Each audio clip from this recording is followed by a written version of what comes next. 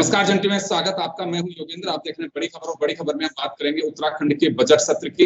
उत्तराखंड के बजट सत्र का आगाज हो चुका है। 20 फरवरी को बजट पेश किया जाएगा। राज्यपाल के अभिभाषण के साथ बजट सत्र की शुरुआत होती है। एक सरकार का विजन और अब तक की जो काम कार्यशैली वो उसमें रिफ्लेक्ट करती है कि कहाँ क्या कुछ खास रहा है। तो चले, हमारे साथ हमारे अतिथि जुड़ चुके हैं और हम उनसे चर्चा करेंगे। हमारे साथ श्रीनिवास पंत, हमारे सहयोगी उत्तराखंड से, वो हमारे साथ में जुड़ रहे हैं। हमारे साथ हनी पाठक जी भाजपा से, आशीष नोटियाल साहब कांग्रेस से जुड़ रहे हैं और शांति प्रसाद भट्ट साहब यूकेडी से हमारे साथ में जुड़ रहे हैं। मैं भट्ट साहब आपके पास में आना चाहूंगा जी। काफी महत्वपूर्ण सत्र है, बजट सत्र है और पेपरलेस विधानसभा का आपको ध्यान होगा कि अनाउंसमेंट था तो उसको पूरा करने की कोशिश की जा रही है। और ये बजट सत्र काफी महत्वपूर्ण बजट सत्र होगा। उसकी वजह ये कि रजत जयंती वर्ष भी है ये उत्तराखंड का। तो किस तरह से देखा जाना चाहिए, क्योंकि सत्ता पक्ष की ओर से ये कहा गया है कि पहले दिन ये हंगामा कर दिया है। रजत जयंती वर्ष है, विपक्ष इसमें सकारात्मक भूमिका अदा करे ताकि प्रदेश का विकास हो सके। देखिए, जयंती वर्ष है, खुशी की बात है। बजट सत्र पूरे राज्य की जनता देखती है कि उनके विकास के लिए इस बजट में क्या है। दुख की बात है, पहले ही दिन हंगामा हो गया, जबकि प्रथम दिन बजट पास होना था, उससे पहले राज्यपाल का अभिभाषण होना था और कल से सदन की कार्रवाई होनी थी। विपक्ष का ये कहना कि हमें समय कम दिया जा रहा है, कम से कम 10 दिन इस सदन को चलना चाहिए, उनकी बात बड़ी जेन्युइन है, मगर आज का जो हंगामा है बैल पे जाकर, ये समझ से परे है। देखिए, सरकार का प्रतिनिधि भी कार्य मंत्रणा की बैठक में बैठता है। यदि 10 दिन का समय लेना था तो उस समय पर ही अपनी आपत्ति दर्ज कर देते और कल सदन में इस बात पे हल्ला मचाते कि समय कम है, तब तो बात भी थी। देखिए, समझने वाली बात यह है, इस राज्य के अंदर 70 विधायक चुनाव जीत के जाते हैं। हर विधायक को अपने क्षेत्र विकास के लिए अतिरिक्त बजट की जरूरत होती है। सदन में जब तक चर्चा नहीं होगी तो अतिरिक्त बजट मिल नहीं सकता। यही कारण है कि पर्वतीय क्षेत्र विकास से दूर है। एक विधायक यदि सदन में प्रश्न लगाता है तो 5 से 7 मिनट उसको कम से कम चाहिए, क्योंकि जिस विभाग से संबंधित वो डिमांड करता है उस विभाग का मंत्री तक भी उसमें उसको जवाब देना होता है। कहने का मतलब है 70 विधायक इंटू 5 यदि कर दीजिए तो 10 दिन तो वैसे ही कम पड़ते हैं। इसमें बहुत तरीके की बातें हैं, मगर बड़े दुख के साथ हमको यह कहना पड़ रहा है कि सरकारें केवल बजट को बंटाधार करने के लिए एक केवल बजट पास कराकर सदन खत्म कर देते हैं। कल के दिन यदि सदन चलेगा और भारी गमन होगा तो यह माना जा सकता है कि सदन में विपक्ष की आवाज को दबाया जा रहा है। आम जनमानस की क्या रिक्वायरमेंट है गांव के अंदर, विकास के ब्लॉक के अंदर, वो आवाज दबाई जा रही है और केवल विधायक निधि में विधायकों को पालने का प्रयास किया जा रहा है। यह स्वीकार्य नहीं है। लोकतंत्र में यदि जन विकास के लिए सदन को 10 से 15 दिन यदि नहीं चलाया जा सकता, जबकि रूल है कि एक वर्ष में विधानसभा कम से कम 60 घंटे चले, यहां तो 2 घंटे में विधानसभा नहीं चल पा रही है। कम से कम 60 दिन विधानसभा चलने का प्रावधान, मगर 60 दिन चलनी चाहिए। मेरा कहने का मतलब है, लोकतंत्र का गला घोटते हुए भारतीय जनता पार्टी केवल और केवल अपने अनुसार समाज को हाँक रही है। हम ये कहते हैं तुमने पेपरलेस जो है किया है, वकीलों का काम पैदल कर दिया, रजिस्ट्री, आपने यूसीसी लागू करके सनातन धर्म पे हमला कर दिया। अगर सदन में नेता इस पर चर्चा नहीं करेंगे तो फिर ये सब इनकी जबरन थोपी हुई पॉलिसी है। कहने का मतलब है, भारतीय जनता पार्टी ना लोकायुक्त पर बात करती है, ना मूल निवास भू कानून पर बात। जवाब दिलवा रहा हूं सर, जवाब दिलवा रहा हूं मैं। भट्ट साहब जवाब दिलवा रहा हूं। हनी पाठक जी हमारे साथ में भाजपा प्रवक्ता जुड़ी हुई है, मैं उनसे जवाब दिलवाता हूं। हनी जी, आपने सुना अभी कि अगर विपक्ष हाउस में चर्चा नहीं करेगा तो कहां चर्चा करेगा। जो मेजर इश्यूज हुई हैं इस ड्यूरेशन में, तो उस पर चर्चा होना लाजमी है, और चर्चा नहीं होने देते हैं तो विपक्ष की नजर में ये मानना है कि गला घोटा जा रहा है। श्रीनिवास जी, बहुत ही गंभीर विषय में आज आपके चैनल पर हम सब बैठे हैं। प्रथम दिवस था, राज्यपाल, महामहिम राज्यपाल जी का अभिभाषण हो रहा था। जो कुकृत्य कहा जाएगा, कृत्य नहीं, कृत्य है, महामहिम राज्यपाल किसी पार्टी को बिलोंग नहीं करते हैं। वो महामहिम राज्यपाल अगर उत्तराखंड में होने वाली जितनी नीतियां रही, जितनी देवतुल्य जनता को मिलने वाली सुविधाएं रही, अगर उसको अपने अभिभाषण में बोलते हैं तो विपक्ष जिस प्रकार का हंगामा करता है वो उनकी मानसिक विकलांगता का परिचय देता है, क्योंकि महामहिम राज्यपाल सबके आदरणीय हैं। अगर आप पुराने समय से फेहरिस्ट निकाल कर देखते जाएंगे तो लोकतंत्र की हत्या अगर किसी ने करी है तो वो कांग्रेस पार्टी ने करी है। कांग्रेस पार्टी ने सिख दंगों में लोकतंत्र की हत्या करी, कांग्रेस पार्टी ने इमरजेंसी लगाकर लोकतंत्र की हत्या करी, कांग्रेस पार्टी की श्रीमती स्वर्गीय इंदिरा गांधी जी ने अपने आप को पीएम बनाने के लिए लोकतंत्र की सबसे बड़ी हत्या करी। तो लोकतंत्र की हत्या करने का प्रथम श्रेय अगर किसी को जाता है तो वो कांग्रेस पार्टी को जाता है। अब मैं दूसरी बात पर आती हूँ, समयावधि। एक विधायक को 5 मिनट का समय चाहिए होता है, 70 विधायक टोटल मिला के 350 होते हैं। वो भी अगर 5 दिन में रखा जाए तो पूरे दिन में 10 बजे से शाम 5 बजे तक आराम से सभी प्रश्नों के उत्तर दिए जा सकते हैं। लेकिन आराम से अगर सुनने की इच्छा शक्ति हो तो जो इन्होंने, देखिए योगेंद्र जी, जाहिर सी बात है, नेता प्रतिपक्ष का ये रोल होता है कि पक्ष का अगर कोई व्यक्ति बात करता है तो नेता प्रतिपक्ष जवाब में वो कार्यवाही करे या उसके बारे में बयान करे। लेकिन ये जो चाचा भतीजावाद की पार्टी चली आ रही है, फूफा की पार्टी कांग्रेस की यहाँ पर उत्तराखंड में चली आ रही है, वो यह दर्शाती है कि इन्होंने पूरा एजेंडा पहले से ही बनाकर रखा हुआ था। इन्होंने पहले ही सारी अपनी पोल खोल दी थी कि बजट सत्र जल्दी खत्म हो जाएगा, बजट सत्र ये पार्टी भारतीय जनता पार्टी चलने नहीं देगी। तो उसमें जो इन्होंने आज पहला कदम लिया वो बहुत ही निंदनीय है। देवतुल्य जनता बहुत आस लगाकर बैठी है इस बजट से, लेकिन आप राज्यपाल का अभिभाषण भी नहीं होने दिए। वो ये दर्शाता है कि आपके पेट में वो मरोड़ उठी है केंद्र के बजट को देखते हुए कि हमारे उत्तराखंड में भी वो ना हो। कांग्रेस पार्टी को समझने वाली बात है, दिल्ली में 0, उत्तराखंड में 0 पे बैठे हुए हैं। इनको ये नहीं समझ में आ रहा कि इनकी पार्टी के लोग इनको छोड़कर क्यों जा रहे हैं। इनको अपने आप में नहीं, अपने को तो देख नहीं रहे हैं, दूसरे को ये लोग गलत चीजों में फंसा रहे हैं। मुझे एक बात का विपक्ष जवाब दे कि महामहिम राज्यपाल अभिभाषण में क्या बोल रहे थे? यही तो कह रहे थे ना कि यूसीसी लागू करने वाला हमारा राज्य प्रथम राज्य बना। ये नहीं सुनने की शक्ति थी उनमें। यही कहा गया ना कि महिलाओं को 30% क्षैतिज आरक्षण दिया गया, क्या ये नहीं सुना जा रहा था? धर्मांतरण कानून लागू किया गया, क्या ये नहीं सुना जा रहा था? सबसे कड़ा नकल विरोधी कानून लागू किया गया, ये नहीं सुना जा रहा था कि सहकारिता विभाग में महिलाओं की पूर्ण भागीदारी की बात करी जा रही थी, ये नहीं सुना जा रहा था? क्या चीज इनके पेट में मरोड़ पैदा करी? क्या देवतुल्य जनता को होने वाले फायदे हमारे मुख्यमंत्री, यशस्वी मुख्यमंत्री श्री पुष्कर सिंह धामी जी ने करा, वो बुरा?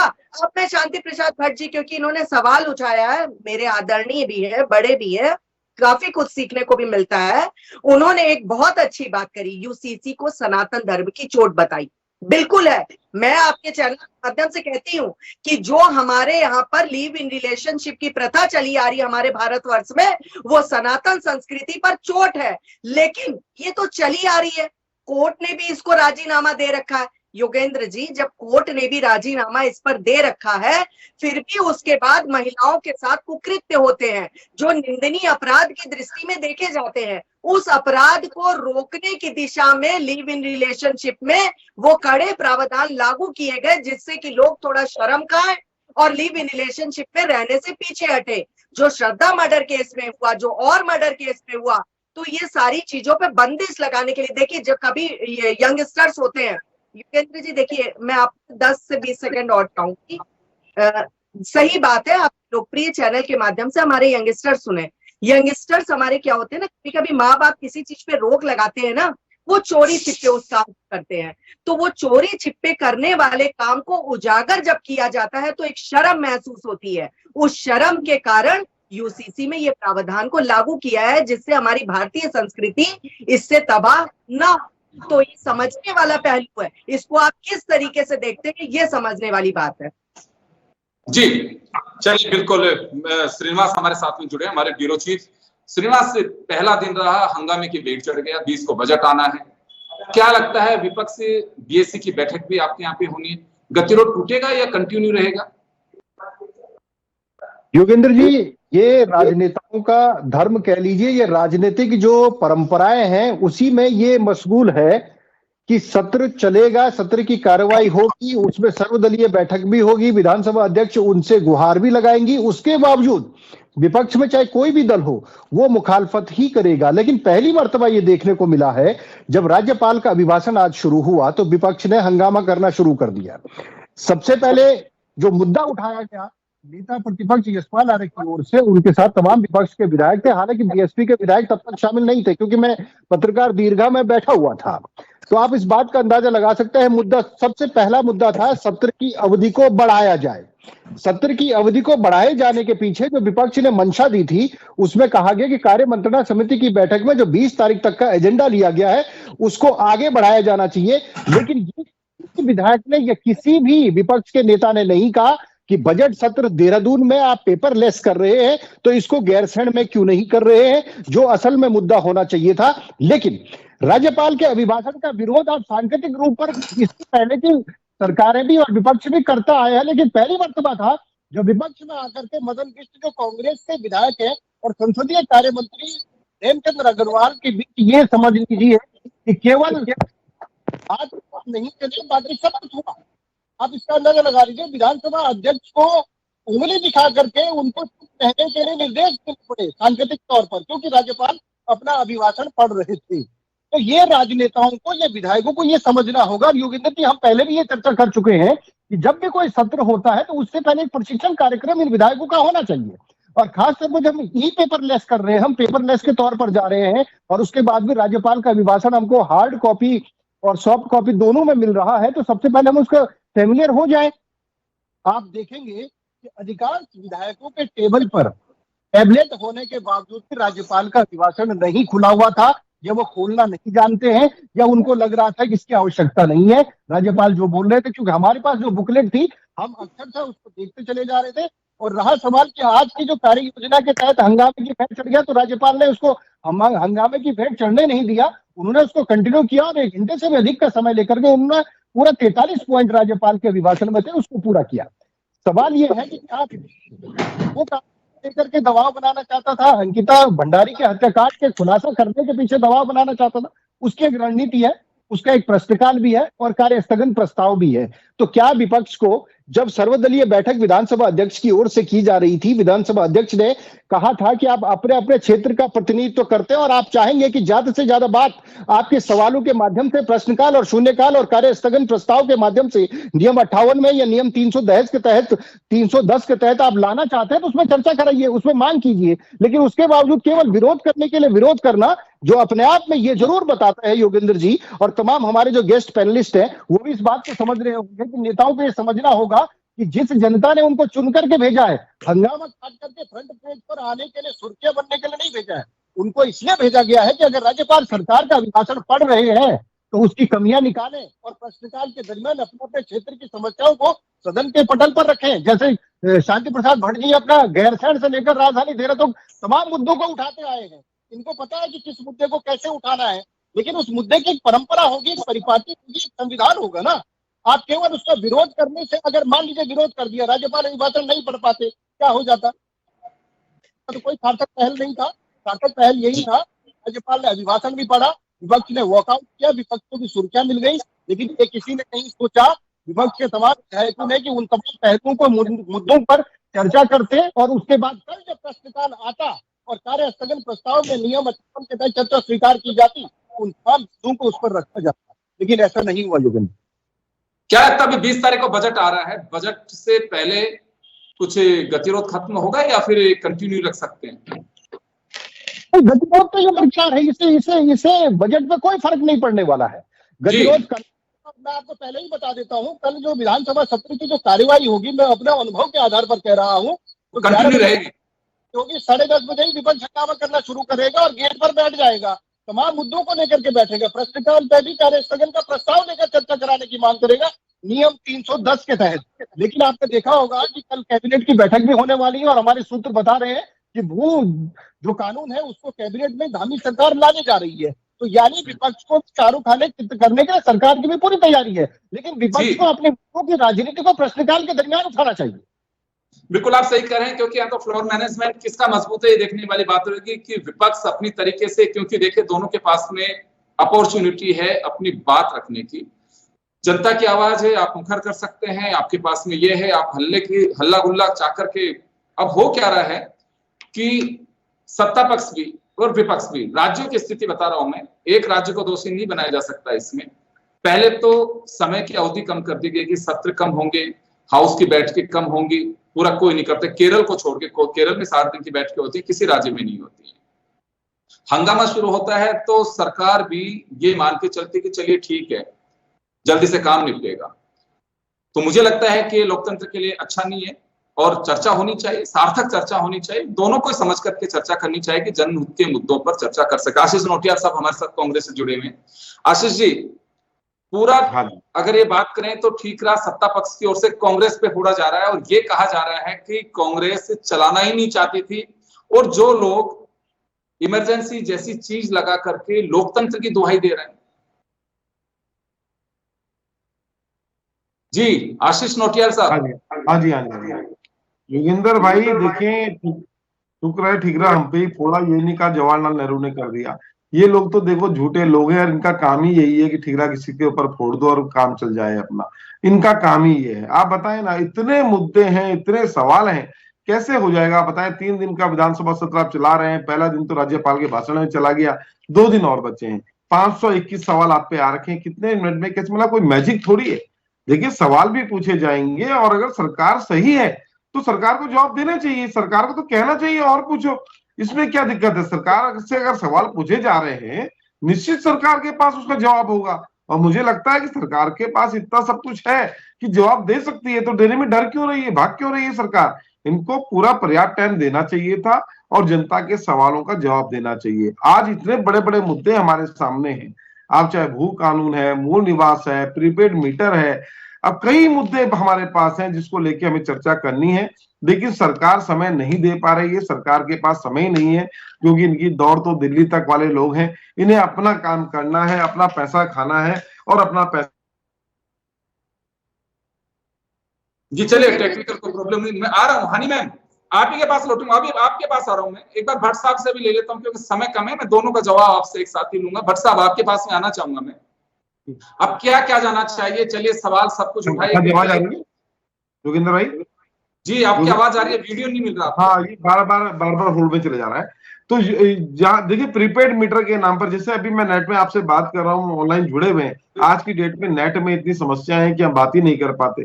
प्रीपेड मीटर के कारण क्या क्या नुकसान होंगे, ऑनलाइन के कारण क्या नुकसान होंगे, वो भविष्य में पता लगेंगे जब लग जाएंगे, क्योंकि ये पैसे वाले लोग हैं, इनको कोई नुकसान नहीं होगा। नुकसान गरीब को होगा जिसके यहाँ रात को लाइट चले जाएगी और बिना लाइट के जिसको रहना पड़ेगा, नुकसान उसको होगा। क्या जरूरत पड़ी थी, आप मीटरों को बदलने का खेल कर रहे हैं, बार बार ये मीटर लगाएंगे वो मीटर लगाएंगे। आखिर चोरी कर कौन रहा है?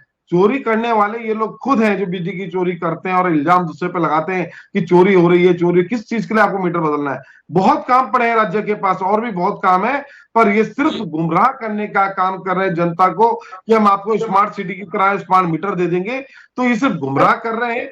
जनता के बहुत सवाल हैं जिसे विपक्ष पूछना चाहता है, लेकिन ये लोग चाहते नहीं। समय कम है, एक चीज और जानना चाहूंगा। चलिए, आप सत्ता पक्ष अपेक्षाएं बहुत सारी कर रहे हैं, लेकिन एक भूमिका विपक्ष की होनी चाहिए, एक विपक्ष की भी जो भूमिका होनी चाहिए। आप कह रहे हैं कि शॉर्ट कर दिया उसको, समय को उसको पूरा बढ़ाया जाना चाहिए। आप लोग क्या कर सकते हैं? मैं हनी मैम आपके पास आ रहा हूँ, क्योंकि जवाब आप ही को देना। मैं आ रहा हूँ, आप ही के पास आऊंगा, आपके पास जरूर आऊंगा। मैं इंतजार में थे क्या? सत्र जब शुरू होगा तो हम इस तरह की नाग नौटंकी शुरू करेंगे। आप लोगों का ये जो ड्रामा करने का आदत है उसको खत्म करिए। आप दूर क्यों जा रहे हैं? आप अपने कांग्रेस कार्यालय की बात करिए ना। एक अकेली आपकी प्रवक्ता डुगडुगी बजा के सारे प्रवक्ताओं को साफ कर देती है। मुझे एक बात बताइए नोटियाल जी, आप प्रवक्ता हैं, इसका नोटिफिकेशन तक कहीं नहीं आता है। तो ये सारी चीजें आप लोगों की जो क्रियाकलाप में चली आ रही है उसको सदन में तक लेकर मत जाइए। आप लोग डायनासोर की प्रजाति की तरह धीरे धीरे लुप्त होते जा रहे हैं। तो उन चीजों पर बिल्कुल ध्यान रखने की आपको जरूरत है। सर्वदलीय बैठक में आपने ये मुद्दा क्यों नहीं उठाया कि बजट सत्र को ज्यादा चलाना चाहिए, ये चलाना चाहिए, वो चलाना चाहिए, इस तरह की बातें आप पहले नहीं करते हैं, बाद में आप इसलिए करते हैं। लेकिन हाँ, आपके लालटेन लेके चलने वाले यशपाल आर्य जी, जिनको हम लोग को लालटेन लेके ढूंढना पड़ता है, बाकी तो चाचा भतीजे और फूफा ही चलाते हैं आपके पूरी कांग्रेस पार्टी को, वो तब नजर आते हैं जबकि कोई सदन की बात होती है, उनको तब कहा जाता है भाई तू आगे आके बोलियो। तो ये सारी चीजों को बंद कर दीजिए। कब जी। कितना गिरेगी चलिए मैं वापस आ रहा हूँ भट्ट साहब आपके पास में आना आपसे ज्यादा नहीं गिरेगी कांग्रेस, आपसे ज्यादा नहीं गिरेगी। जिस प्रकार रुपया गिर गया डॉलर के मुकाबले, उतना कौन सी दुनिया में रहते हैं यार नौटियाल जी, कौन सी दुनिया में रहते? भट्ट साहब आपके पास में आना चाहूंगा। भट्ट साहब प्लीज आप कंटिन्यू करिए। क्या होना क्या चाहिए, अब होना क्या चाहिए, होना क्या चाहिए भट्ट साहब? देखिए योगेंद्र जी, उत्तराखंड का जनमानस अपने विकास के लिए सदन की कार्रवाई को बड़ी गंभीरता से लेता है, मगर जी। पिछले 25 वर्षों का अगर आप रिकॉर्ड देखेंगे, जब सदन चलेगा ही नहीं तो गांव के विकास की बातें होंगी कहां? सरकार कह रही है हम यूसीसी लेकर आए हैं, तो सदन में विपक्ष के नेता जब तक यूसीसी पर चर्चा नहीं करेंगे तो जनता को क्या पता चलेगा कि विपक्ष यूसीसी में क्या परिवर्तन चाहता है। ये कहते हैं हम पेपरलेस रजिस्ट्री करेंगे, तो कम से कम विपक्ष इसमें क्या चाहता है, वकीलों की आवाज कौन बनेगा? ये सवाल ऐसे हैं जो भारतीय जनता पार्टी को सदन में देने थे मगर दे नहीं रहे हैं। उत्तराखंड का जनमानस सड़कों पे आंदोलन कर रहा है मूल निवास भू कानून के लिए। सदन में जब मूल निवास भू कानून पर चर्चा नहीं होगी तो जनता को कैसे पता चलेगा कि उनका जनप्रतिनिधि उनके विकास के लिए सदन पे किस तरीके के सवाल खड़े कर रहा है?